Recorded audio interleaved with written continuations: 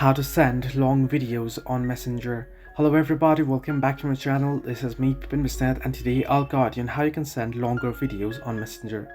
Well, if you have tried sending longer videos on Messenger, you should have gotten the error message.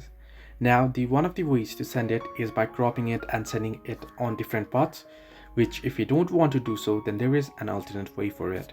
What you can do is you can open up Google Drive. Once you open up the drive, what you can do is you can tap on the plus icon at the bottom of your screen and then tap on upload.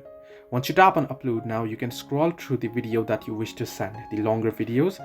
Then you can tap on it and you can prepare it and you can upload it. Once it's uploaded, what you can do is you can tap on the three dots beside it and then you can tap on share. Once you tap on share, before sharing it, make sure to tap on manage access here at the bottom. And you can simply see here anyone with the link, anyone on the internet with the link can view. You can change it if you want. Then you can simply go ahead and what you can do is you can tap on it and tap on copy link. Once you tap on copy link, you can go ahead and now head over to Messenger chat to the person that you wish to send the video. Then here you can go ahead and paste the link and tap on send.